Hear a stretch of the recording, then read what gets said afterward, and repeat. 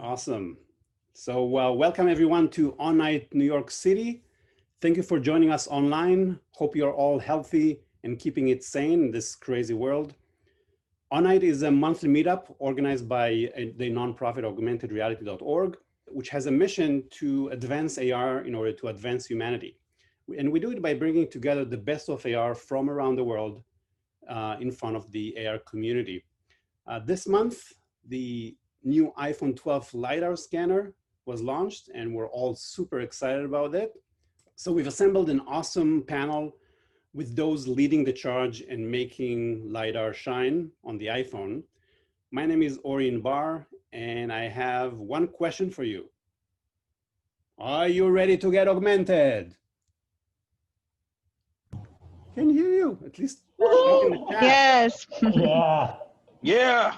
Works so much better in the room.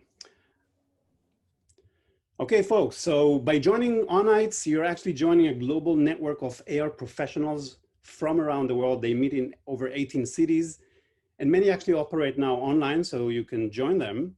If you want to check out how to join them, go to our website, awexstar.com, select from the top left drop down the On Nights item, and there you'll be able to see where and when the next one is happening.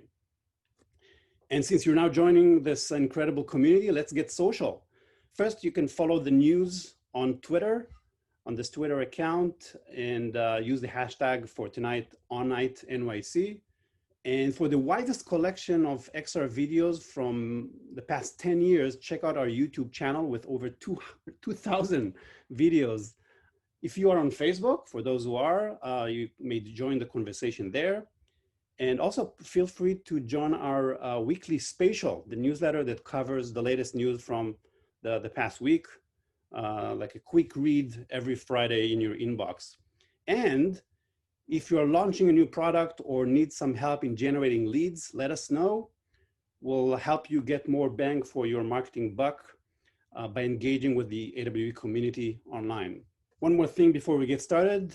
The meetup is sponsored by Super Ventures, a fund dedicated to investing and advising early stage AR and VR startups.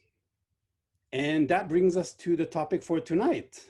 iPhone 12 new LiDAR is out there, and we're really asking a question. Is it gonna change AR forever? What's the impact? How good is it? How is it compared with what we had before? And what are the new opportunities that arise with it?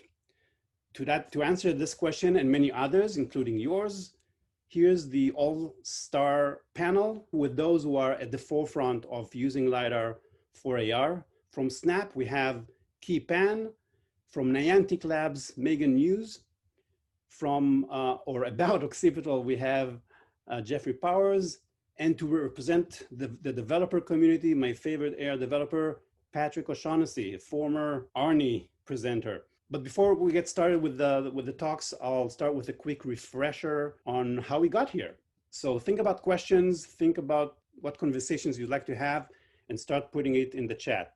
If you look at the recent history of depth cameras, Kinect really started this craze about 10 years ago as the first mass market depth camera. And it had a huge impact on AR, even back then before mobile phones were the main way to use it.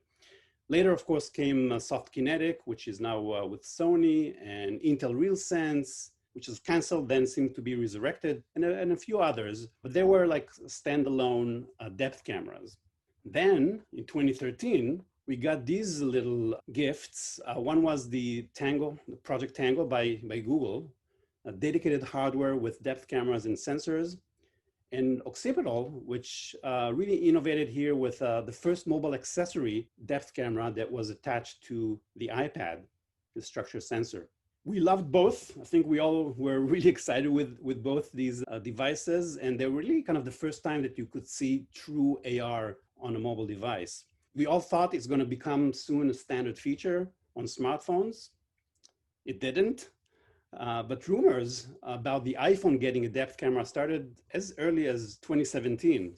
But what we got was this in 2018, only front-facing for the selfie generation. That brings us to 2020, where there's actually a bunch of smartphones with depth cameras, not just the iPhone, but the focus in these devices is mostly on computational photography and not so much on 3D and AR. And that brings us to today, or I guess a couple weeks ago, when the iPhone 12 with the LiDAR was announced. So what's so different about this depth camera or LiDAR scanner on a smartphone versus what we've seen before? First, it's on the iPhone, which is the most popular smartphone out there. And LiDAR, I mean, maybe we'll get more into the differences between LiDAR and the other depth cameras that we've seen before, but it's a bit superior, especially in its range. It can actually detect information as far as 5 meters versus the 1 to 2 meters, which we've seen with the previous depth cameras. And the other thing is that Apple is really pushing AR and pushing the LiDAR in a big way towards AR. So you have fully integrated software and hardware, and the resulting experience is significantly better than anything that we've seen before. What's interesting to note is that the strategy that Apple is taking is to give developers a few years to learn how to create apps and content with the existing software before the new hardware becomes available. And that's, of course, a hint for the future of smart glasses. So they're really throwing at us all the software and hardware in a piecemeal approach so we can get used to it and start developing for it. To refresh your memory about the introduction of the iPhone 12 LiDAR from the launch event, here's a quick video. And it measures how long it takes light to reach an object and reflect back. We've adopted this technology for iPhone. And with the machine learning and depth frameworks of iOS 14, iPhone understands the world around you and builds a precise depth map of the scene. It enables object and room scanning, photo and video effects, and precise placement of AR objects. LiDAR makes iPhone 12 Pro a powerful device for delivering instant AR and unlocking endless opportunities in apps. So again, here are some of the questions that we would like to tackle tonight. The folks that will tackle the questions are your amazing panel right here. So to kick it off, put your hands together for the Senior Manager of Computer Vision at Snap. He has seen it all. Give it up for Ki Pan. That's right. All right, Ki, you ready to share? Great, yes. So hi, yeah, my name is Ki. I lead World AR at Snap, based in London, and also got a team in Tel Aviv. And what we're doing is making the Snapchat camera smarter and trying to unlock kind of the next generation of AR use cases, from being able to land a dragon on the Flatiron building, to using machine learning to transform the ground around you, to making people into dancing hot dogs. Just before we get into LiDAR, very quickly, we recently launched a feature called Local Lenses, where we're able to kind of 3D reconstruct an environment using 360 video, and have lots of people kind of interacting in the same shared AR world. This first experience is called City Painter, and we've just released it very recently in Carnaby Street in London. And I think it's one of the first kind of publicly available kind of shared AR geosystem experiences out there. And this is all built, using kind of regular computer vision technology, taking a lot of processing from various viewpoints and things like that. Which brings us to LiDAR. So LiDAR makes kind of the computer vision job actually much easier. And I think it's a pretty game-changing technology for mobile AR, especially if it's deployed at scale. And what you really get is that very slight difference of it's instant. You don't need to move. You get absolute true scale of geometry, and you get the semantics of the world around you as well. And so, recently we collaborated with Apple around the LiDAR sensor for the iPhone 12 Pro, and we featured our lens experience, as you can see here, which is about kind of transforming the world around you into kind of this fantasy rainforest. And we featured briefly in the keynote there. So I'll show you a little bit of the experience in a bit more detail. So what you see is, we have these kind of hummingbirds that you can kind of follow around the scene, and where they fly, we're leveraging the LiDAR sensor to basically understand what surfaces there are around the room, what they mean as well. So, we can put grass on the floors, we can put flowers on the tables. You can do things like, interact and tap on any surface that you see and spawn flowers. You can transform the sky, the ceiling into an endless starry sky. You can put vines on the walls all around you. So all of the things that we'd been, kind of dreaming about for years, first, mocking up on the Connect and things like this, we can kind of finally do mass scale on mobile devices, which I think is a fantastic leap forward. And I'll talk a little bit now about kind of authoring LiDAR experiences, because one of the very important things is how to kind of developers easily create new LiDAR experiences and really take advantage of the power of this sensor. So Lens Studio is Snap's AR authoring tool, on which over 1.5 million lenses have been created. And so one day after the iPhone keynote, we released the ability to author LiDAR lenses in Lens Studio 3.2. And you can immediately author LiDAR lenses and deploy these to Snapchatters. So you see here is kind of a view of authoring some content that you want to show up in your LiDAR scene. You can preview what this looks like through an interactive preview, and you can actually build a LiDAR experience without ever having held a LiDAR device. And you can actually immediately deploy this to millions of Snapchatters around the world who have LiDAR devices.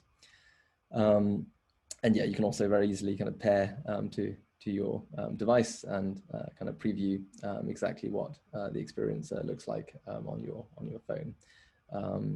And you'll see some kind of content appearing here. So what you see here is kind of hopefully a very easy to use way to exploit the power of the LiDAR sensor, which is really introducing a lot of new kind of scene understanding capabilities around your room. And what it really brings to you is metric scale geometry. It gives you semantics of the scene as well, and it works kind of in a range of about 30 centimeters to 5 meters. It also gives you person occlusion with scale, with depth, so you can really put content in exactly the right place in front or behind people. And I think one of the key things, all of these computer vision techniques which leverage either machine learning or 3D geometry, one of the things it struggles with is white walls, and that's something that LiDAR is very good at solving. And so I really think it unlocks the indoor kind of AR use case very well. There are a few things it doesn't solve. So I think outdoor, just because the sensor range is limited. Also, you can compete with bright sunshine with the sensor, but it just generally won't work. So, there will still be scenarios out there where you need computer vision technology, like the local lenses that I showed earlier, to really reconstruct large scale scenes and do kind of augmented reality in those scenarios. The near range things kind of less than 30 centimeters are kind of invisible to the sensor, as are kind of small objects and fine details. And this sensor is relatively low resolution at the moment. But this is a huge step forward for mobile AR. In my opinion, it unlocks a whole range of use cases that allow you to interact with the world around you. I'm really excited to see developers build new experiences using Lens Studio and LiDAR.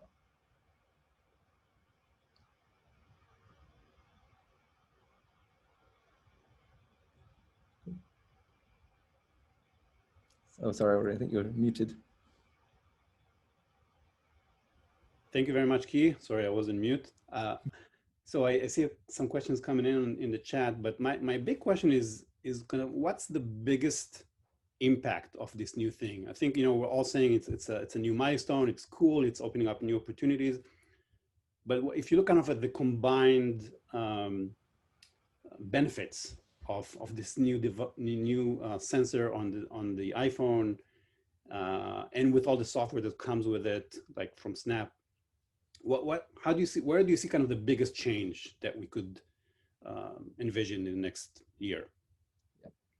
Yeah, I think one of the biggest things is it guarantees the quality of experience, almost kind of no matter the scene that you're looking at. So when we're kind of relying on computer vision algorithms, there are certain things, especially kind of when you're reconstructing the world using a monocular camera, there will always be kind of failure modes where someone's looking at a plain white wall or they're not moving while they start their AR experience. And I think it's that kind of very small but very significant kind of delta that this sensor brings. So really, it's kind of you open the experience and it immediately starts working. You don't need to ever explain to anyone. You know, you need to move 1 meter to the left, and then you can reconstruct the tabletop environment in front of you. Things kind of just magically work. I think that makes a huge difference for the user experience. Cool. And there's a question on the local lens. It's another really cool thing that Snap introduced, I guess, back in June this year. So what have you seen so far happen with it? How are people using it? Beyond the kind of the beautiful application that paints the walls in London, what other things have you seen that we haven't seen before with the local lens? And somebody's asking if it's possible to publish it. I guess Jonathan Albert is asking if it's possible to publish it outside of Snapchat. Yes, that's definitely, yeah, very interesting questions. Yeah, so yeah, we've definitely seen some very interesting kind of usage of City Painter. You know, one of the things that we're very interested in is exploring how people use these AR experiences outdoors.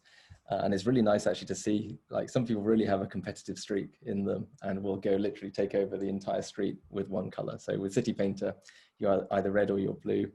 And, you know, one day we kind of went and looked at it and the entire kind of block was red. I think someone had gone and taken the effort of walking all those streets and painting everything red, which is really great to see. And that's, you know, something that we're exploring. We really want to understand, you know, what are the most exciting kind of things we can bring to people. So we will be definitely exploring kind of more use cases relating to kind of geo-persistent shared AR, and we'll also be looking at larger areas as well. And yeah, we're looking to kind of bring City Painter to new areas.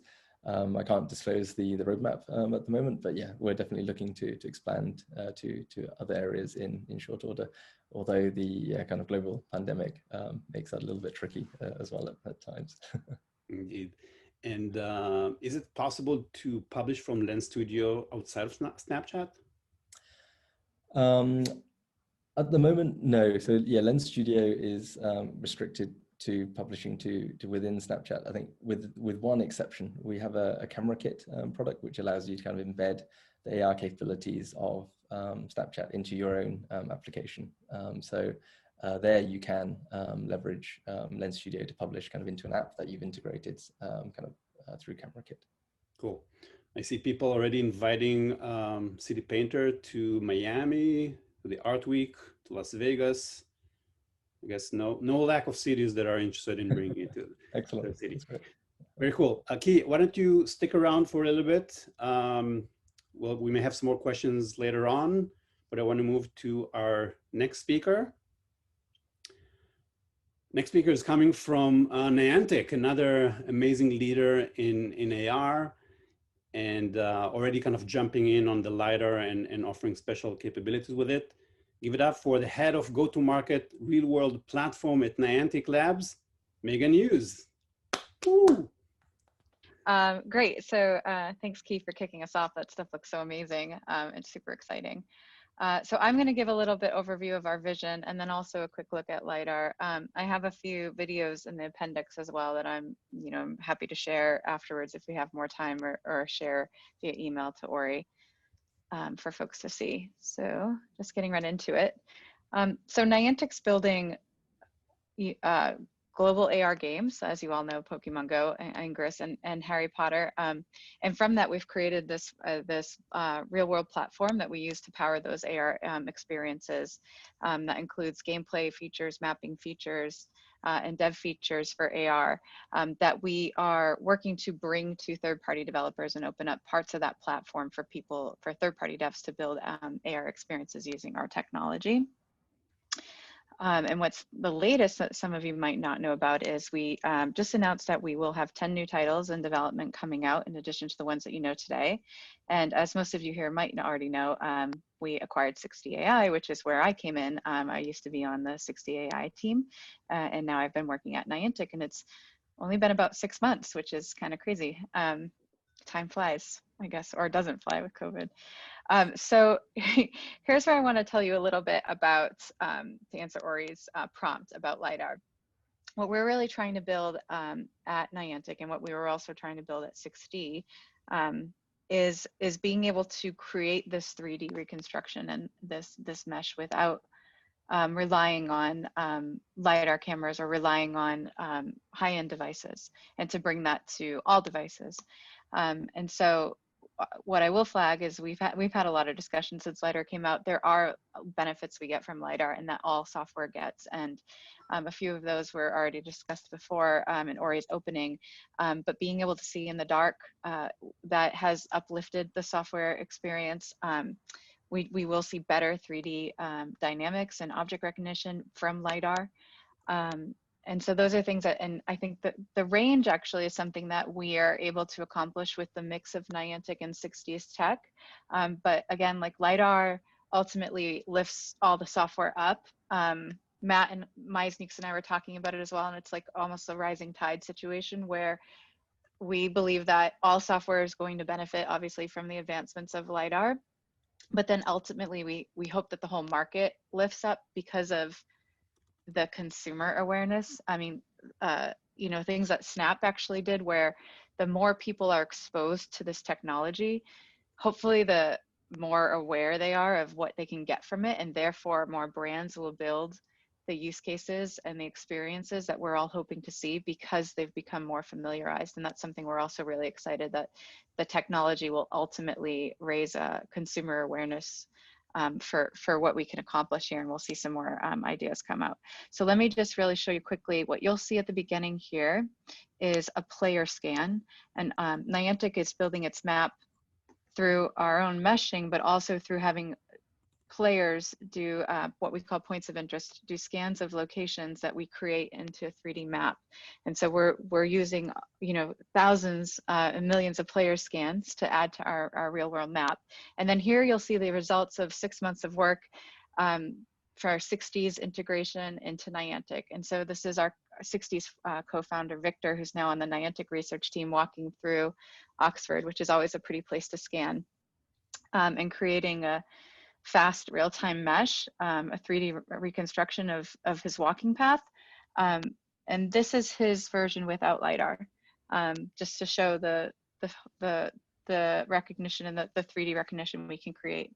And then I wanted to flag here too, like if you look at the bottom left, this is the real-time screen, and we're building semantic understanding. Let me just go back to that, where the device can see as you're walking the sky, animals, just hit pause, the ground. We've also been able to do unsafe ground and unnatural ground, as you would expect, like games like Pigo need, to know where a player should and should not go, and flowers and trees and water and vehicles, and being able to see the sky allows us to have that long distance recognition. If we can plug that into an application, you can, you know that something should happen, even if it's far away, if you know where the sky is. So that's stuff that we're working on. And again, like I said, to answer the prompt, it's LiDAR will bring a lot of benefits in regard to being able to see in the dark. I think you mentioned indoors is really strong.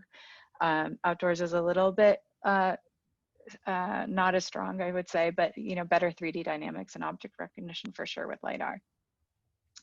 I just want to show quick some of the things that we've got working at Niantic as well for folks who might have not seen this. This is our walkable plane, and the object detects the person and looks up at it.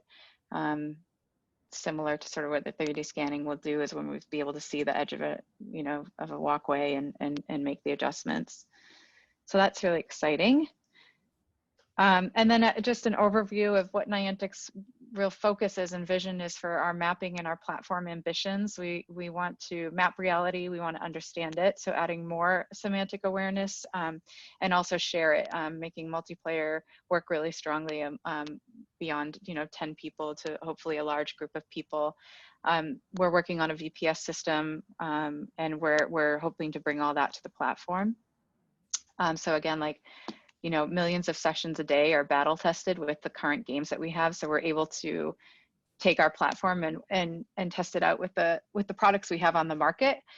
We're able to ask our players to scan locations for us and build the map of public spaces that people care about and want to add to the map. And we've seen some really strong interest. I mean, the competition is funny. It exists, and people are really, especially our Ingress players, are really enthusiastic about scanning a lot of their locations and adding to the map and adding to the game board. We're working on occlusions and depth perception. We added occlusions to Pigo. That's something they brought on from 60 AI.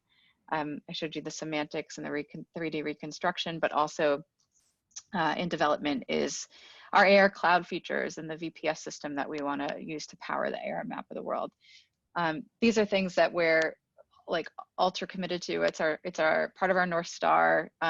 We do want to, like I said, we have 10 titles coming out. We do want to have more games and more content to bring to the market, but building out this platform and building out the opportunities for other developers to be able to create AR experiences is something that we're laser focused on. So here, I just wanted to show a quick, I only have a few more slides, so I make my 5-minute time. Here's another rendering of, just to explain like what the player scans and then how we can turn that into a 3D reconstruction. And this is in addition to the video I showed you that Victor took in Oxford. And then here's a longer video that I just popped out of the appendix about our semantic understanding that is a little bit easier to see than the one I showed earlier. That's recognizing the objects one by one instead of all together in one screen.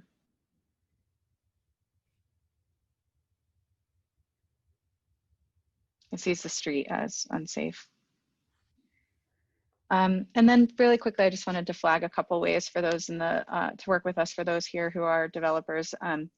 We have just announced a month ago a Beyond Reality initiative. This is where our publishing team, our studios team, will look for game developers to apply and share their pitch ideas. And this is where you could be published by Niantic, where Niantic would work closely with you and publish your application. And then the second way to work with us is to currently sign up at the creator program to get beta access to the developer platform that I spoke about earlier. We're rolling it out slowly, so this would be getting on the list. But I think it'd be good to just get on there and get your email and contact information to us sooner rather than later, so we can stay in touch when things start rolling out. That's it. Thank you, Megan. That was Thank you, Ori. Fantastic, super exciting. And you know, the fact that you're getting Pokemon players, millions of them, to scan the world and create kind of the beginning of the AR cloud is just mind-blowing. It's like the dream that we all had when we first thought about how to scan the world, and you're doing it. So that must be really exciting. How's it going? Can you tell us a bit about that process? And yeah, no, it is. Yeah, thank you for asking. It is. It's part of the thing that makes me the most excited about Niantic.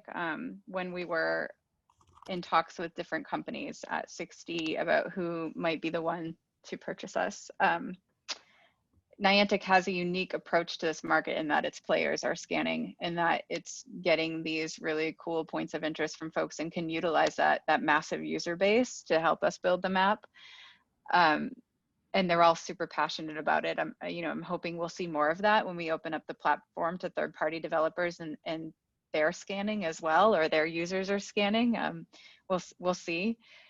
Yeah, and the other thing, you didn't prompt me on this and ask this, but the other thing I was really excited about with Niantic is I think that they're primed to take a different approach to just this new world we're entering with regard to the fact that we will have these scans and people will be sharing more data, and this is a new frontier.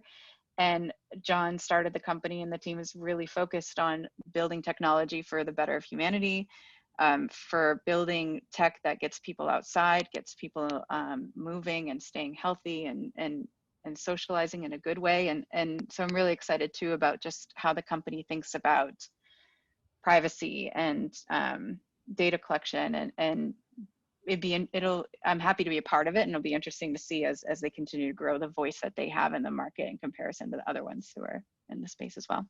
Very cool, Megan. There's a question on whether the technology is available in specific countries or worldwide. Our tech currently, Well, yeah, that's a good question. It's in beta. It's not specific countries, so it's just a matter of what you're working on. You know how experienced your team is that can come in early and use something that's in beta. For instance, Patrick's part of our early explorers program and testing it out. So that I would suggest reaching out and sharing a little bit about what you're working on, because we are bringing teams in, and it does not matter where they are. I will say our teams are really strong from a Niantic internal teams for people that you can have contact with are in Japan, in Germany, in London, and in Oxford, and in the US. So we have Yohei Baba asking if it's only for games or can you use it for other things? That's a great question. We want you to use it for other things. When you come to pitch, if you wanted to apply to be published, that currently is game focused. However, I think they're open to, we hear a lot of different pitches, social impact. You know, we've done a large commitment to Black Lives Matter. So I wouldn't say don't apply to be published by us. If you have something that's not a game, still apply. We might be interested in publishing. But certainly the reason why we're building this third-party platform is to, you know, grow the AR market and go beyond games. And do you have examples in the performing arts? Yeah, we had announced Punch Drunk. I don't know if you've seen that. Immersive theater examples. We're working with some museums. These are people we're working closely with to help them out. Some of them I can't announce yet, but a lot of the art space, we're interested in social, we're interested in fitness, going back to like Pigo, you know, getting people out and walking. And so we're actually spinning up a biz dev partnership team to start having active conversations with brands and folks who are interested in building for AR and coming in and working with us. That won't be published by us, that you will still own and own the IP for. Cool. I mean, Chachek is asking whether developers will be able to train their own semantic data. That's a great question. I think, I don't know yet, but I think we would be interested in that because that would just make our own semantic even stronger. You want to do that for me, us, Patrick? Yeah, let's get it done. Do I have a bunny demo? That's Patrick's. Yeah, Patrick is going to talk about it later, so that's yes. And we should get you to make one for Niantic, Patrick. So I have a final question for Meghan. Yeah. You can keep it maybe at the end. We'll have some more time for questions. But Meghan, I mean, you've seen 6D. I'm sure you've been a huge champion of it. Yeah. It was independent. And now, and that was all based on just regular RGB cameras that you find on smartphones, which was incredible. But now you have this LiDAR. So is it, how much is it really better than what we've seen before? I mean, we know it works in the dark, it's instant, it's great with white walls, which was a challenge, but yeah. Besides that, I mean, is it really a game changer or is it like better?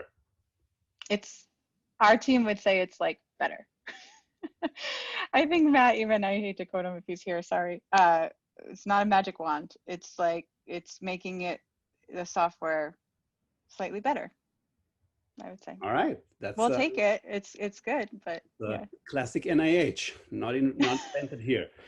Awesome. All right. Thank you, Meghan. Again, stick around. We may have some more conversation later on. Our next speaker is from the founder or the co-founder of Occipital, which for me personally was the first time that I was really able to see with an iPad and the structure sensor how AR is supposed to work. You know, when I just dropped a bunch of ball on my sofa and they bounced in the right way, I was just blown away. So we have Jeffrey with us here today. He actually joined a new company, Arcturus Industries, but we still like to get his perspective. Maybe that's actually a kind of a good perspective from a little bit of a distance related to kind of that structure sensor, how it was developed over the last 7 years, and now there's a LiDAR that maybe will make the structure sensor obsolete. To answer that question and many more, give it up for Jeffrey Powers. All right, thanks guys. Let me bring up some slides here. So yeah, thanks Ori. It's been great to be part of the community for so long, since the beginning, since the first AWE conference, ARE back in the day, I think it was called. Yep. And to be in this industry for so long. Yeah, we started, I founded Occipital, co-founded Occipital in 2008. And it was back then that we, we had a vision to build an augmented reality engine back then, and nobody was talking about that back then. And it was too early, and we tried to use the first iPhone. And in fact, we tried to use Android at first, and Android was so slow, was running only Java at the time. Switched to iPhone, didn't have camera access. The cameras were incredibly bad compared to what we have today. And so, yeah, and fast forward to 2013, we ended up building a depth camera after being inspired by the Kinect. But these days, I did found a new company called Arcturus Industries. It's actually a bunch of folks that I worked with for many years at Occipital have joined me. We're based in Madrid and Seattle, and I'll talk more about that. But I am here to talk about some of the perspective on what we did at Occipital with mobile depth cameras and how that is changing now that Apple has built this into the iPhone. So let me get started. So yeah, a little bit about Arcturus Industries. We are working on 3D perception for AR, VR devices.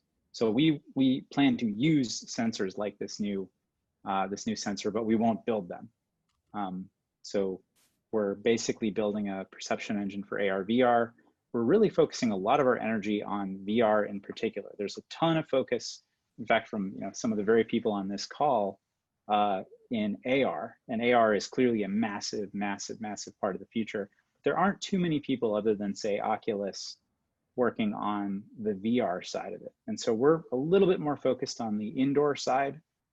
In particular, how can we do a great job all the way down to the tracking layer, all the way up to these semantic layers. So that's kind of what we do at Arcturus. We still work with some of our friends at Occipital. And we were founded in May, and then in June, we actually announced that we're working in part with Valve. Valve, the guys that make the Index and Steam and Half-Life and all that stuff.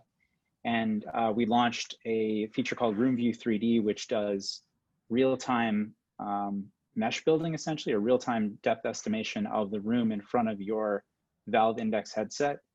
It uses that real-time estimation to reproject the camera feed to a very comfortable view, as if it were projected from your two eyes, as opposed to wherever the cameras happen to be on the headset. So we shipped that, and there's much more to come in the future. It would, of course, be very nice if we had a nice active depth camera on board, but we make do without. And so, yeah, before Arcturus Industries, I was one of the two co-founders of Occipital. My co-founder was Vikas Reddy, and we took a circuitous path to actually building the first depth accessory, really the first device that allowed you to use depth in conjunction with mobile devices. We launched even before Tango. And in many ways, we outlasted Tango, and hundreds of applications were built on the structure sensor platform. And that platform still exists today. But it all started in 2013 when we launched on Kickstarter. And we were the top 6 tech Kickstarter at the time. We had no idea if we were going to succeed or fail. It was pretty thrilling, and we launched and ended up powering hundreds of companies, which is very exciting. But our vision always was that we're building this hardware because we want to be ready when the hardware gets built in. And we did not expect that we were going to have a 7-year head start before the hardware actually got built in, but that is what played out. And so, hundreds of companies later, we've actually helped seed a lot of companies to work with depth, so that now that this depth is here, it's not like everybody's starting from scratch. There's actually a number of people that have got their start on the structure sensor platform or potentially on the Tango platform. And at Occipital, I still am very close with the team working on indoor mapping in particular. And one silver lining of this whole iPhone launch was that Canvas, Occipital's 3D mapping, home mapping app, was actually featured in the keynote alongside the great stuff from Snap that we saw earlier. I'll just play that clip real quick. But this right here is Canvas. Of course, Apple didn't mention that it was Canvas in the actual keynote, but that's what it was. And so I can actually show you guys a little bit of a more in-depth video. So Canvas has actually been available for 4 or 5 years now, but it's always required a structure sensor. So it was, limited to who could actually use it. And it only worked on the iPad because the structure sensor and the iPad were kind of designed to, structure sensor was designed to work with the iPad, but not really the iPhone. It was too big for that. And now for the first time, Canvas is going to be available for the iPhone, and that's going to change the way that people can use it. Canvas is all about home mapping, and it's a little bit of a different take on this augmented reality. It's less about social AR, where we're mapping for the purpose of sharing an AR experience, and it's more about we're mapping for the purpose of doing something practical with your space. So we're measuring the space, we're converting it to CAD, making it so you can share it with an interior designer or an architect. You can drop it into some AI design software, some 3D design software. And that's what Canvas is all about. And we also, we were fortunate to be able to work closely with Apple on the keynote video. And the Occipital team did an amazing job, because we went from having something that kind of sort of worked on the iPad Pro to something that was just dramatically better for the new iPhone.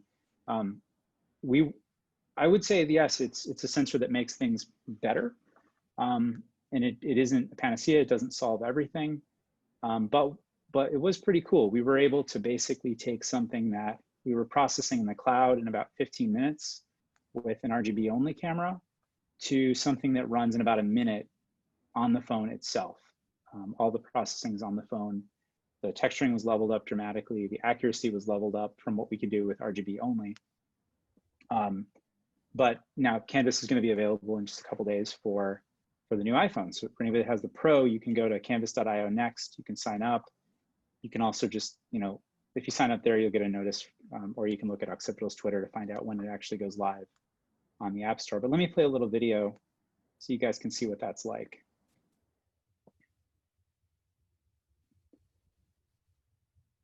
So basically, you've kind of seen this sort of thing before. You do a scan. One interesting thing here is we're actually using a custom SLAM system to do the scan. And the reason we're doing that is because we want to have better quality. We want to be able to, globally optimize the entire scan. And ARKit does a fantastic job with tracking, but doesn't give you complete control over, the whole map and the optimization of the map. So about 60 seconds later, you scan, a few seconds of processing, and you get something like this, which is pretty great. I mean, it's not completely perfect. It's not completely photoreal. That's going to take a couple more years. But it's very good compared to where this kind of stuff was. And, this was a 60-second capture. You just stand in the center and you do a spin. You don't have to know how to dance around and explore. It just really changes things. And, one of the beautiful things about Canvas is you can not only, get these beautiful scans, but you can also convert them into CAD and use them practically, send them to a designer, things like that. So that is, that's coming soon for anybody with the new iPhone. And I'll show you guys also a little screen recording of the web viewer. So once you do these scans, you can get this viewer. It allows you to, measure from anywhere. Here we're doing a planar measurement. Oh, I forgot I was going to give you guys optimized for video. My bad. No, it's actually good. It's looking good. Okay, good. So and this CAD is done. This is the kind of the business model of Canvas is you actually pay for this really high quality CAD conversion. There's an experimental new AI CAD system in the works too that doesn't require any human in the loop. But yeah, this is really it's a more of a practical twist on all this AR mapping stuff, and that's what the team at Occipital has been focused on these days. So yeah, I was also put a little thought into what this means for for everyone, it means the barrier to entry for 3D mapping is lower. It means that a lot more companies can get into this space and can do things. Before, it was only a few. And that's good and bad. If you're one of those few companies, expect to have a lot of competition, and somebody with just an idea can potentially, potentially beat you or give you a run for your money. Whereas that wasn't possible before. But, for the whole world, I think it's a good thing, because this stuff is going to get adopted a lot faster. I think part of the key there is we're going to start to see bigger brands start to adopt this technology, just like they have started to adopt AR, especially for product visualization. I think you're going to see them start to adopt 3D mapping as well. I can't think of a big brand really right now that has adopted 3D mapping in a practical way, but I think you're going to see that change fast. And for things like home improvement, I think 5 years from now, if most of your projects don't start with a scan, I'll be surprised. It's just so much easier than what people do today. And then, some of the stuff that we're doing at Arcturus Industries, we're going to see these sensors, just these new miniaturized sensors that were miniaturized largely for the phone ecosystem. But, yes, some of it is preparing for AR glasses, but, even for non-AR devices, we're going to see these miniaturized LiDAR sensors now being available for VR headsets and for other devices like that. So that's pretty exciting. This stuff, at Occipital, we've thought about, hey, maybe we can build a new type of sensor. We even thought of sensors that were quite similar to what Apple did, but we couldn't afford to build that, right? Anytime that you take a risk and do something down at close to the physics level, you have to have a lot of money to do that. And you have to, to get the cost down, you have to produce many, many millions of them. And so, but that's done now. And the way the ecosystem works is that now that it's basically done, there's a lot of companies that are going to have essentially very similar offerings available. So it's exciting in that we won't just see this in the iPhone, we're going to see this across the industry, which I think is pretty cool. And yeah, I mean, that's kind of what I wanted to talk about. So thanks. Yeah, love to answer any questions. Yeah. That was incredible. My main question to Meghan was comparing the LiDAR capabilities with what 6D was able to do on a regular camera. For you, the key question is how does the LiDAR compare with the structure sensor? Yeah. I mean, they're both depth cameras, but different techniques. They're time of flight, but how do you compare it technically? So yeah, that's a good question. So today, when the LiDAR was first announced, everybody kind of found out that it was, a very, very low spatial resolution. There was a very sparse number of points horizontally and vertically, I don't know, 50 by 40 or something like that. And so it's incredibly low res in terms of the XY resolution. The Z resolution though is good. The Z resolution is probably very comparable to what you'd get with, say, a structure sensor, and maybe in the far range, maybe even a little better. We haven't, I didn't fully analyze that, but then when you combine that depth map with the color camera on board using, machine learning, now you can essentially up-res the depth map, and to the point where if it's a task like occlusion, it's better. It has incredibly good edges for occlusion. If it's a task like mapping a room, I think it's incredibly comparable. And if it's a task like scanning a small object, I think that's where the LiDAR approach in the iPhone still struggles a little bit.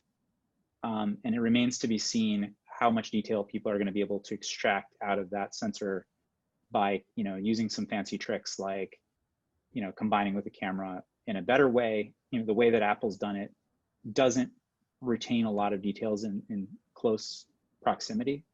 And it'll be interesting to see what people can do there. Maybe potentially using the raw LiDAR points and building, maybe creating a new way to integrate into a 3D mesh, like ways that haven't really been done before, because nobody's really had to deal with this kind of sensor before.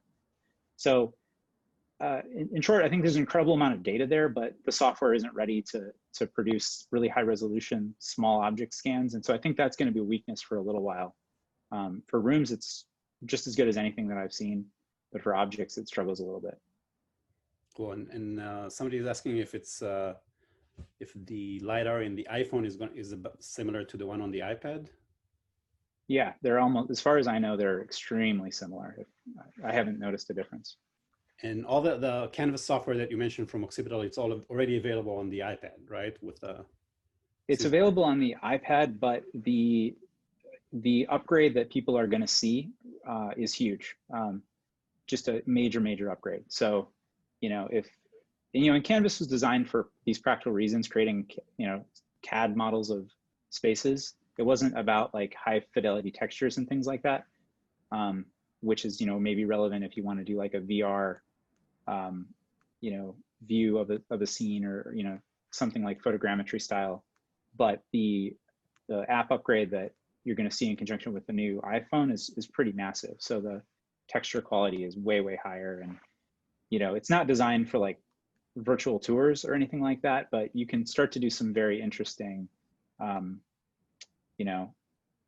virtual revisiting of these scans. They probably hold up to look pretty good inside of a VR headset. So yes, the app's available. People can search the App Store for Canvas. Make sure to search like Occipital Canvas, and but go to canvas.io/next, and there is a big update coming that will be temporarily, it'll be a different app, and it's already available in the store, currently called Canvas Home, and the team at Occipital will be updating it very soon, and it will be a big upgrade. So if you've used Canvas before, try it again next week. Jeffrey, you wanna stop sharing for a second? Yep. There's a question on security. I was waiting to see when somebody will ask about it. When you scan people's homes and other private spaces, does the app, or how can we help protect the privacy in those cases? Speaking about like the Canvas app in particular, one of the nice things is all that processing is actually done on the phone. So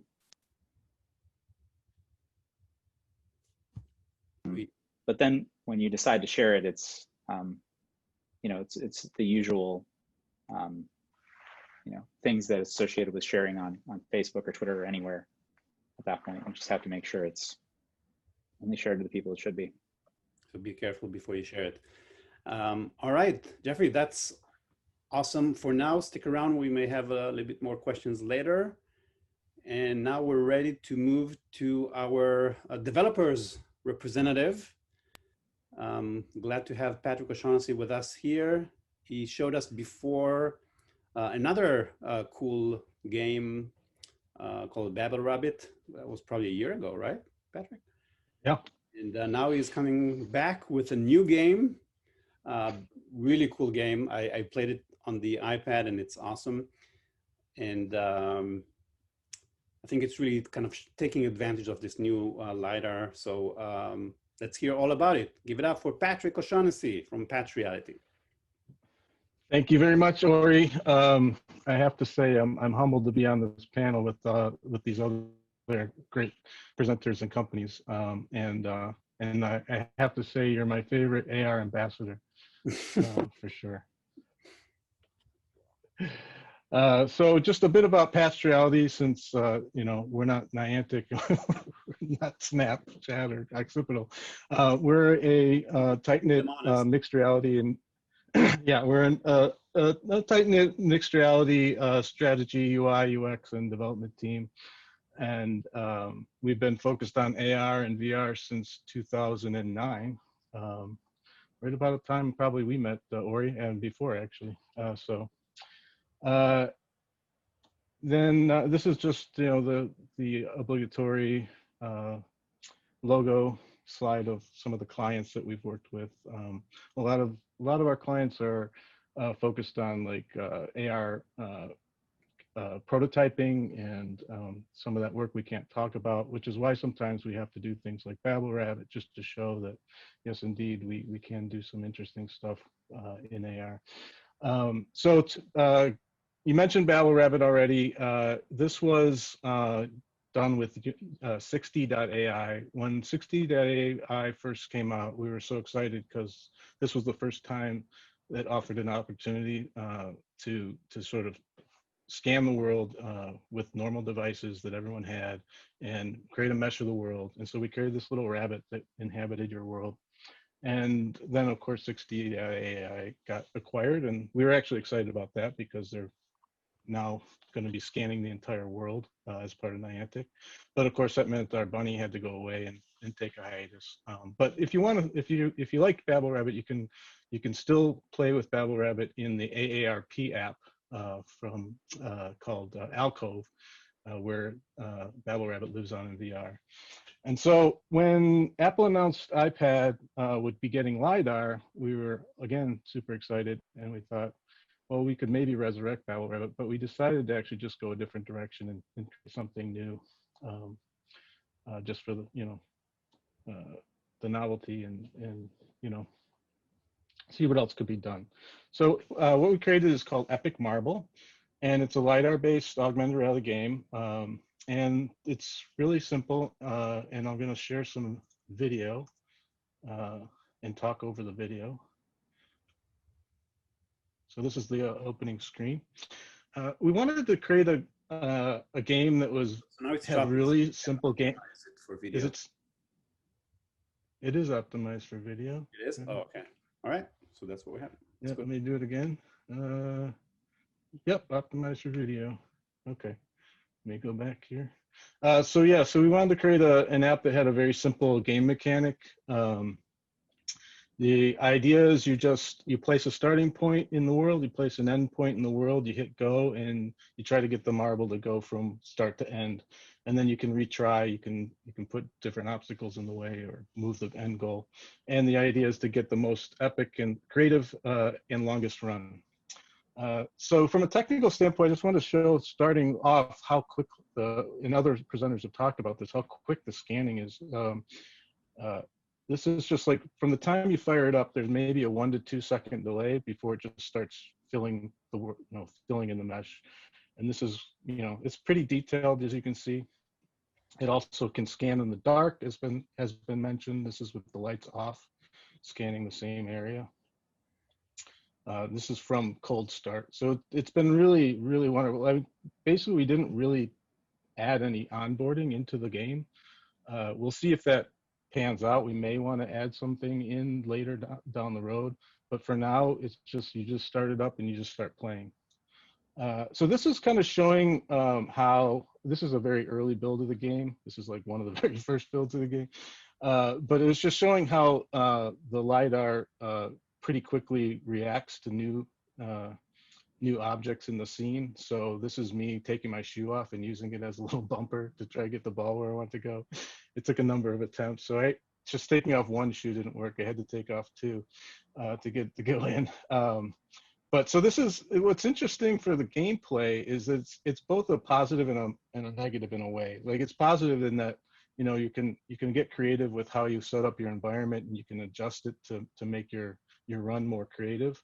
The drawback is that if you start the game with the same set of preconditions, you might not get the same result, because it's continuously scanning the world and making slight adjustments. So this is just a little couple of to show off the occlusion that you get. It's pretty decent. It's really actually quite good. So you can see as it falls off the table there, you get this nice occlusion because the LiDAR is creating such a great mesh. And you can even see, you can kind of see the contours of the mesh. We put this little projector over the ball to highlight the place where the ball is. So the other thing I want to point out is, you'll notice in this video, you'll see that there's this real modeled shadows from trees and leaves, and you've got the grass, and we're outside. And the LiDAR seems to handle all that really well. One thing that we, and this is not the Disk 60 at all, and I'm sure they've enhanced their algorithms, but one thing we used to see with 60 is, in a modeled environment like this, you would get these floating shards of geometry, which we don't really see with the LiDAR at all. And even like this is showing like a shiny surface, like that marble in the background. It handles that pretty well. Let's skip forward a little bit. Here, I want to show, this isn't necessarily having to do with LiDAR, it's just more a feature of AR Foundation. But when you combine the mesh of the world with the other features like people occlusion, you can see the marble goes right behind the people. Of course, it didn't go behind the stroller because we don't have stroller occlusion yet. So Niantic, if you could put that on your feature list. So this is just some more gameplay, but you notice it really, the realism of it when you're playing is so nice because you just kind of forget that what's going on under the covers is that it's in real time creating this amazing gameplay space of the world that you live in, and the illusion is just really great. So the last thing I want to mention about the game is we added this feature, which we think is pretty unique. I haven't seen this in a game before, which is video leaderboards. So we're using Apple's Game Center leaderboards, and the way you get on the leaderboard is you create the longest run. And with each leaderboard attempt, we actually let you record your run and share it. And so our leaderboard has basically all the best runs and all the runs that you've submitted to the leaderboard in the list. So this is one of the runs I did, and then you can click into each user and see. And so we thought this would be a great way for people to get great ideas for how to set up their runs, be able to challenge their friends to get better runs. Yeah, and so that's the game. Right now we're considering it sort of the first MVP. And it's already in the App Store for iPad Pro 2020, and any day now. We're actually we're in review right now for iPhone. So you ought to be able to get that. And if you just search for Epic Marble, or even if you just search for LiDAR, you should be able to find it in the store. But yeah, in terms of where we want to see this go, one thing, like I said, it can be frustrating if you got a run set up and then you try it and then it changes course unexpectedly. We're trying to mitigate that by maybe letting you move the goal up to a certain number of seconds after you started. Also want to add things like power boosters or other types of power-ups to the ball, add social sharing, and the like. So yeah, so watch the space. Hope to extend the game. But yeah, in terms of what LiDAR has given us, it was just it just gives you that playing field. Really, you can do shadows, you can do physics, you can do navigation. We're assuming that a port to BabbleRabbit actually wouldn't take that much time, but we wanted to focus on this game first. Yeah, so. Awesome, Patrick. That was fantastic. Yeah. And I loved the game. I played it for hours when I saw it on the iPad. And for me, it's the ultimate trick shot game. Like you move your shoes, I moved things around my home to try to get the marble into the hole. It was really a lot of fun. A big mess in the home, and I was tripping on falling all the time. Well. Really cool. Well, we were thinking it'd be a perfect pandemic game because people have all this spare time on their hands and inside their houses. So we have one question from Hi-Fi is, does the ball react in speed to slopes? Yeah, it's basically using gravity as gravity. So yeah, it's just using the built-in gravity engine or physics engine in Unity. So if you drop it off a table, it'll fall at 9.8 meters per second squared. And if you make it down a bigger slope, it'll go faster. Yeah, I didn't actually. Let me see if I probably have a video that shows that off, but I don't have it queued up. But yeah, like I've used it at the playground down a windy slide. Yeah, it's beautiful. You can just anything, it kind of behaves like a big marble would behave, kind of, you know, if you imagine a really big Cool. marble. We have a question from Tate, kind of somewhat technical.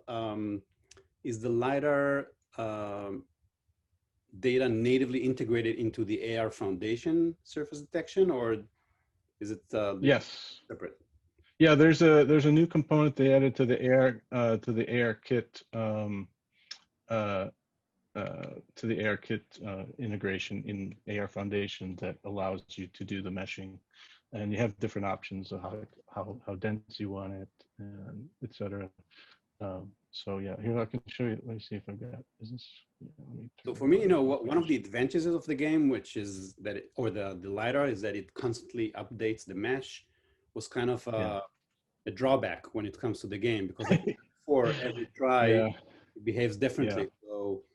So it can be frustrating sometimes. So Yeah. any I mean, ideas how to overcome this with software, or is it something we'll have to live with forever? Well, you know, I had thought about that. I mean, we thought about maybe, you know, maybe you have a locked button, say, all right, well, I've scanned the area I want to work and now I want to lock it. So we stop scanning and you just work with the area you scanned, would be one way. But, you know, like going back to what I said before, like different players are going to have different styles. Some people are going to want to move the goal, but some people might think that's cheating. So they want to change the environment. So we want to kind of let the players play the way they want to play. So, but yeah, I mean, if you have any ideas, we're open. We'd love to hear any feedback if you play the game, if you have suggestions for power-ups that you'd like to see, or just. We have a question here, whether the game gets more difficult at higher levels. No, there's no levels at the moment. No, it's all you create your own levels. So I did my first one yesterday, where I did a 3,000 meter or 3,000 centimeters, sorry, 30 meter run, and that took me quite a few times to do it. But I walked up and down a lot of stairs, so it was good exercise. But yeah, no, we talked about maybe doing challenges in a future version of the game. So like, you know, bank shots, like you have to hit it off of 2 walls, or you have to do like put the end above the start so that you have to make it go down in a ramp. None of that's in the game right now. Right now, it's just, like I said, the MVP, and you know. Very cool. Patrick, I have a last question on my end, and then we'll open it up for the group. You can stop sharing. Sure. So again, as a developer that has been doing this since 2008 or 9, with every possible platform and software developer kit out there, and I've seen you do it in many cases. So how much of a game changer is it really, or is it just better per Meghan before? I mean, I think it's a game changer in the, you know, like others have said, it's on the most popular device, you know, the most popular mobile platform. I think the amount of the fidelity it gives you, and just I don't know, it's just a lot of things you don't have to think about so much as you might in terms of just having the world as a foundation to build on, right? I mean, that's the whole thing AR is, right? You're trying to marry virtual content with the real world, and having a model of the real world instantaneously is a game changer. Now, that being said, you know, if Niantic or other folks can make it even better on top of LiDAR or without LiDAR, or sort of meld in between. But for the state of AR right now, I think it's a game changer with what's available off the shelf to just take down and start playing with, for sure, 100%. Awesome. At a minimum, it'll help you prototype the ideas that you want to build when there's a map of the entire world, right? So.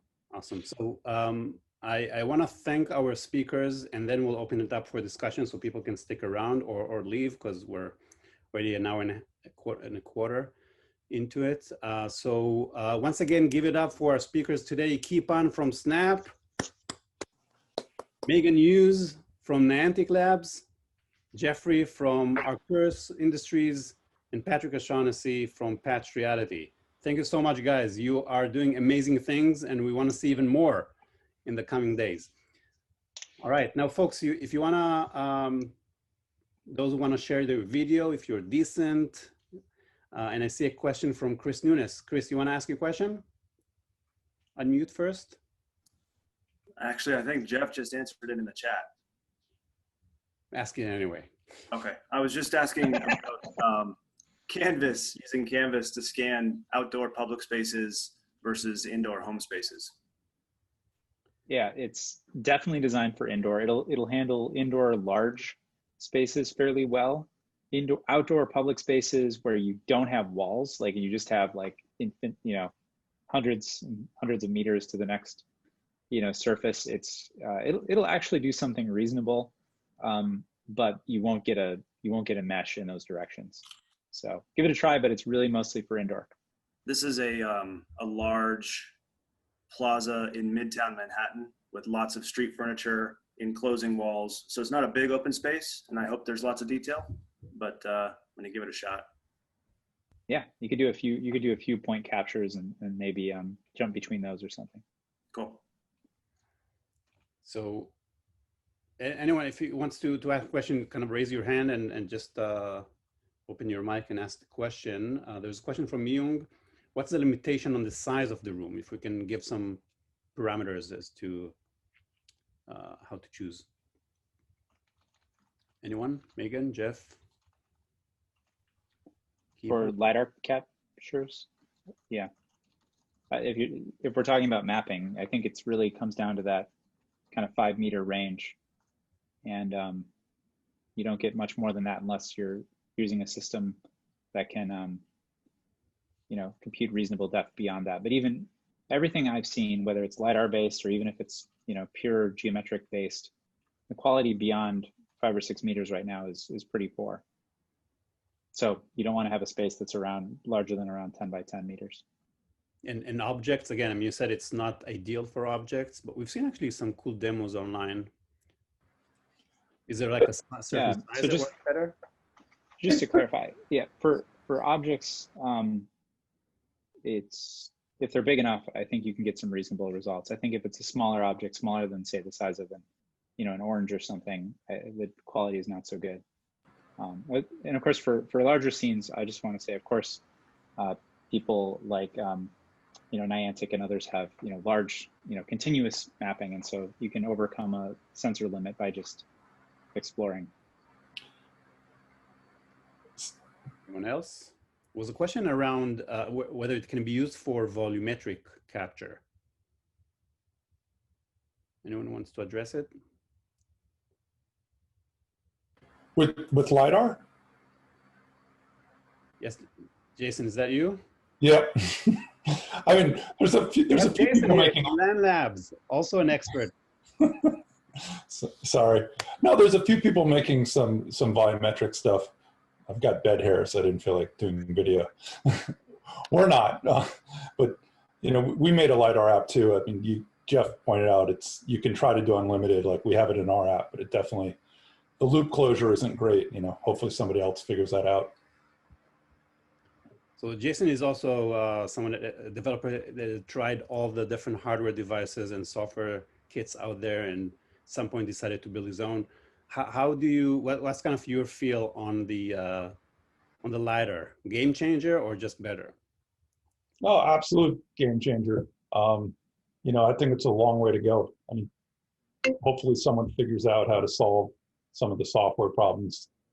Some of the sensor problems, via software. I like what I was talking about.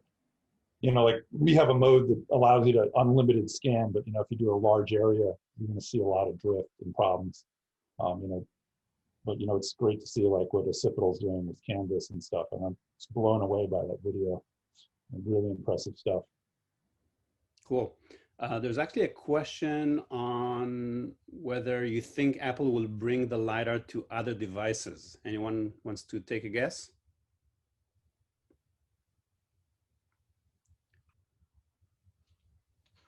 I mean, they're usually Anybody's keep guess. adding. Usually they, this stuff filters out to the other devices. Like, today's Pro is the next non-Pro. So Yeah. I would bet on that for maybe the iPhone 13 or whatever they're going to call it. Or maybe 19. Remember, we were waiting for the depth camera in smartphones since 2013. So it's been a while, like Jeffrey said. All right, another question for Meghan. Eric, you want to ask her directly? Yeah, I was just about to type in, but. Okay, can you hear me? Yes. Yeah. Okay, the question is, you mentioned that there are some examples of live performance in AR, and you mentioned Punch Drunk in particular. Is there any place to see them? Can you talk more about the whole thing? I'm going to be talking to a bunch of people who are interested in storytelling, and I'd like to know what the status is. Yeah, we actually announced that we're working with them as partners, but we have not announced the game or app experience that we're creating. But we are working closely with them to create that, just what you would imagine, that experience of bringing people into using AR into the theater experience. And then ideally, I think also outside of it and continuing the storyline. But it's like an early partnership that we're building out with them. So we don't have an announcement as to what exactly we're creating. However, I'm happy to connect you with folks or chat separately about the concepts and other things that the teams are hearing from the space, if it doesn't end up sharing too early what the experience is going to be before we announce it. Okay, but you also mentioned other people beside Punch Drunk. Are there other projects going on? Yeah, we're doing projects with museums to try to create different experiences for their visitors. Museums in London, those in the US, those also haven't been announced, and we would want to do like a press announcement and really push out what it is. So we're waiting to fully announce those before we share.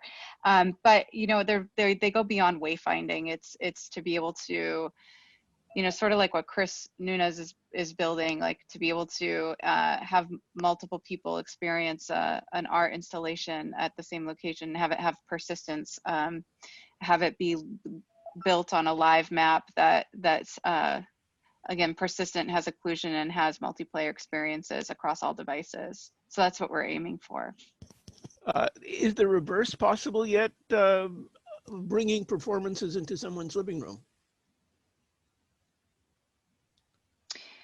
The living room goes back to the conversation about private spaces. I think at Niantic, we're starting with public spaces and scanning those. And I think as an industry, we really need to figure out like what we do from a data collection standpoint when people scan their spaces. And so bringing things into a living room is something that is still, it's possible. It's just, we want to be able to do it right with regard to what they're scanning and what they're sharing. Meghan, I will also flag too, like hopefully all this conversation is great because it just tells us that we need to get our platform out to to more developers so that you all can experience it as well and start building stuff and creating things.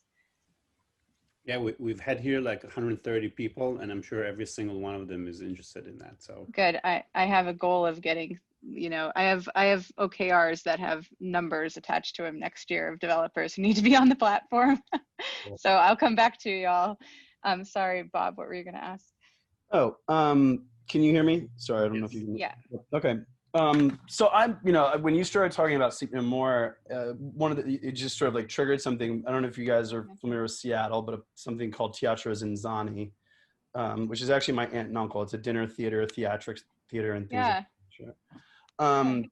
They also created Bumbershoot back in the day. So one of the things that we've been talking a lot about is sort of exactly what you're talking about. Is like, how do you go about this immersive thing?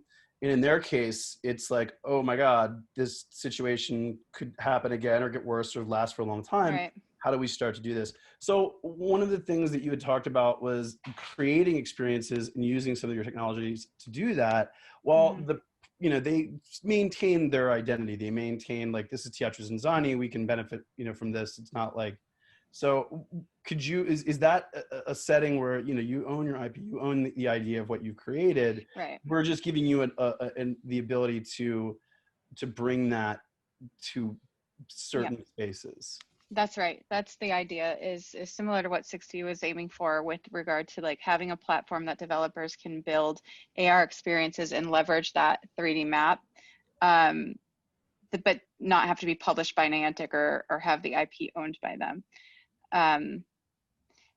You know, in the early stages where we want to work closely to help teams out, which is why when I mentioned the museums and the art installations, those are ones that, you know, our teams might be available to talk through challenges or blockers or help with creative concepts. And so that's what we're looking at right now, is very high touch for those in our beta program, and trying to focus on use cases that match with Niantic's values and Niantic's goals for what we want to build as well, so we can push the market forward. So it is the ultimate goal, is to have millions of apps built on this developer platform side, that have it sort of like, you would have like powered by Niantic or Niantic Inside or something like that, but not owned by. Right. No, I get. Thank you very much. You'll see. Yeah. I'll be in touch. Please do. Yeah. Mm-hmm. Thank you. Thank you very much. Thanks, Rob. Thanks, Bob. All right. Other questions for our speakers today? Yeah, I have a question. The fact that you stayed later, we'll go for another 5 minutes, so it will be a 90-minute show tonight. And here's a question. Yeah, it's for Meghan. Okay, she's just got back. So I'm like, it's really dark in here for some reason now. Sorry.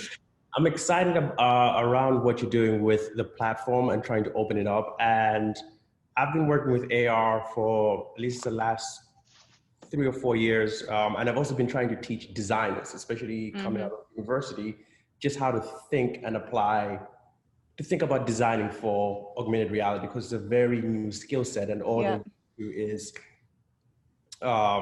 apps. So it's a new skill set. So as part of your program, is there any space with working with universities, or is that something you do later on? No, 100%. Like, I can just put my email in the chat, but please reach out. We want to work with universities. We have a gaming 101 course we're putting together for designers, but also we have specific, as you would expect, lessons learned from trying to get AR into games. And, you know, you don't want to take the players away from the thing that drives revenue. So sometimes it's a very balance between, is AR distracting your player from the game experience, or is it adding to it? And so there's a lot of lessons learned we would love to bring to students. So here, I'll just put I had it on my slides, but please do reach out, because we do have people and content we can share. Perfect. Yeah, I'd be interested as well. I've been running this course at the University of Cincinnati, and it's been like, I'm like the only person in the whole faculty that kind of focuses on this area. So, and all the students are always excited to do it, but then you get there and it's crazy. So I'd also be interested to just kind of exchange and share some of the concepts that have come out from people who are maybe coming, not from a technical perspective, but just thinking about from an experience perspective. So I'd be interested to share those with you as well. Yeah, I'd love that. You're not alone, but. All right, thank you. Thank you. And great work, everyone, by the way. This has been a really great session. Thank you. What about multiplayer experiences and persistent AR? What's the maximum number of people that you guys have experimented with? And what are some of the limitations that you guys are experiencing? Is that for Niantic? Yes, sorry. Yeah, no worries. I was going to pull up my slide because I think I need to get this right, but it's like up to 10 to 35 players we can get in the multiplayer. Patrick and Chris might know because they're actually testing our stuff out. But yeah, I haven't tried that many. I don't have 35 friends that would come close enough to me to try. I mean, the goal is to be larger scale than that, even if, you know, once we have the VPS system running, and all players will be able to relocalize based on more visual input, that just gets larger. Yeah. So just to clarify, is the map being built out as more players are being added to the local map? So it's being expanded as more players are being dropped in? It's multiple dimensions. It's player scanning. It's certain levels. So Pokemon Go level 40, I think we expanded it to maybe level 30 players can do scans. Ingress players can do scans within the app, within the game app. And so they'll scan like multiple different videos of the same location. And then it's our own also build of our mapping. Our team's working on going out and creating the map, our mesh working in the background. So it's a lot of different pieces being put together, but we're starting first with focusing on really like getting the player scans to be all created into 3D renderings of these locations and making it so more players can scan. But I do want to clarify that we're also building the map in other ways in addition to the players, and hoping to be able to bring this technology that we have within Pokemon Go and Ingress for people to scan out to developers as well, so that you can create your own scans, your own, through our system. Sure. All right. Yeah. That's all the time we have for today. Sorry. I want to thank once again our amazing speakers for tonight. And guys, if you have like parting words, this is the time. First, thank you for Keepan from Snap, which stayed past midnight, I guess, in London. So thank you very much. Key, any final words? No problem. Yeah, just super excited to see what everyone builds with all this cool LiDAR technology. Awesome. Thank you. And Megan, once again, thanks again. It looks like you got the most questions tonight, so you win. Well, hopefully when I come back, we can say that you all have access to this platform, but one step at a time. Any final words tonight? Okay. Jeffrey, thank you again for joining us, although you're not with Occipital anymore, but I'm sure it's still in your heart. Thanks for joining. Any parting words? No. I'm be glad to hear from any of you guys at my new Arcturus thing. So feel free to reach out. Absolutely. And finally, Patrick, thanks so much. You keep them all honest. And thank you all for joining us. It's been a really cool evening with all of you and great questions, great discussion. Let's take AR to the next level with the LiDAR on the iPhone. Thanks, everybody. Good night. Thanks, Ori. Thank you. Bye. Bye-bye. Bye. Thank you. Thank you, Ori.